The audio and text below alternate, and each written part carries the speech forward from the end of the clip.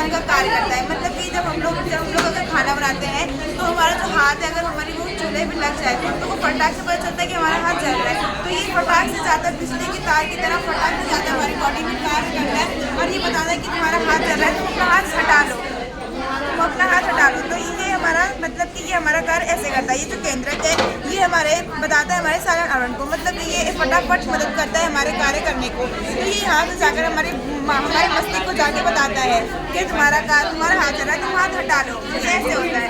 और हमारा अनुचित क्रिया में आता है हमारा हृदय। हमारा मानव हृदय हमारी मुट्ठी के आकार से थोड़ा सा बड़ा होता है। मानव हृदय में हमारा जो सीना होता है ना, सीने से थोड़ा दाईं तरफ झुका हुआ होता है। हमारे मानव हृदय में दो तरह के भाग में बटे हुए होते हैं। पहला तो आता है हमारा दाया वाली, दूसरे में आएगा बाया। दाया लिंग में हमारा आता है दाया निलय, बाया लिंग में आता है हमारा बाया निलय। दाया निलय में दाया लिंग में अशुद्ध रक्त की प्रवाहित होती है और बाया निलय में शुद्ध रक्त की होती है। दाया लिंग से जो महाशिरा होता है, शरीर की जितनी भी शिराएं होती हैं सारी शिराओं से जुड़कर महाशिरा दाया लिंग के पास जाएगी। दाया लिंग से होकर दाया निलय में जाएगी। जब दाया निलय के अंदर आएगा अशुद्ध रक्त, तो ये जो कपट है ना, कपट उसे बंद करेगा। कपट इसलिए बंद करेगा कि जो वापस से जो शुद्ध रक्त है ना, अशुद्ध रक्त इसको वो वापस से प्रवाहित ना करे। फिर यहाँ से आएगा हमारा बाया निलय में। बाया निलय से होगा, जब बाया निलय में आएगा तो ये अशुद्ध रक्त हो जाएगा, अशुद्ध शुद्ध रक्त हो जाएगा। फिर बाया निलय से आएगा हमारा बाया हलिंद में। जब वो बाया हलिंद वापस से आएगा तो कपट वापस से इसको बंद कर देगा, क्योंकि अब जो अशुद्ध से वापस से ऊपर के प्रवाहित ना हो। फिर ऊपर से आएगा हमारा गले की महाधमनियों में से होकर हमारे पूरे शरीर के जितने भी अंग सभी में वो प्रवाहित करेंगे, अंग तक को वो छोड़ेंगी। और ऐसे हमारा एक बाया वो शिरा को छोड़कर बाकी हमारे शरीर में जितनी भी हमारे हृदय में जितनी भी शिराएं हैं सब में शुद्ध रक्त होते हैं। और उस धमनी को छोड़ के हमारे धमनियों में जितने भी रक्त होते हैं सभी अशुद्ध रक्त होते हैं। उसी तरह से हमारा आता है किडनी।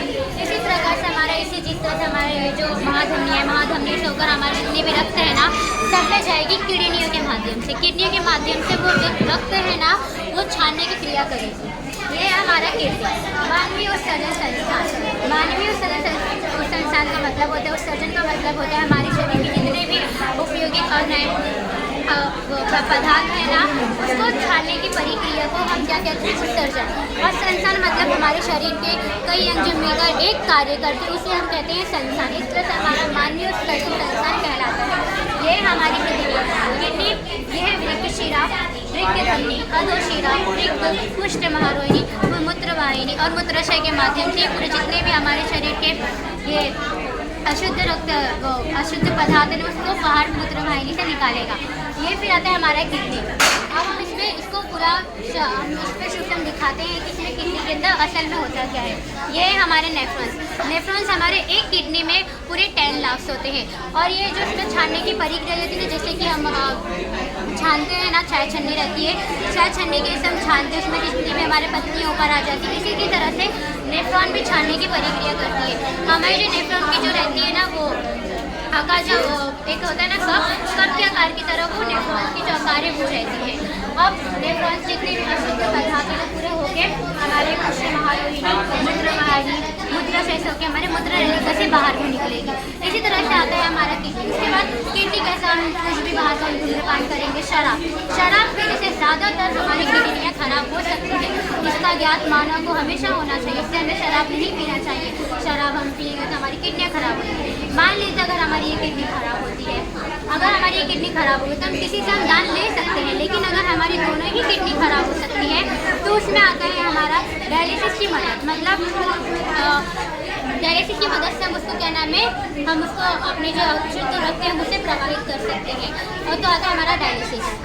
तो मतलब हमारी किडनी अगर खराब हो जाती है तो हम लोग को डायलिसिस यंत्र का उपयोग करना पड़ता है। और जो हमारा अशुद्ध खून होता है ना, जब अगर किडनी खराब हो गई तो डायलिसिस करवाना पड़ेगा। अगर एक किडनी खराब हो गई तो चलेगा, अगर दोनों खराब हो गई तो हम लोग को डायलिसिस का उपयोग करना पड़ेगा।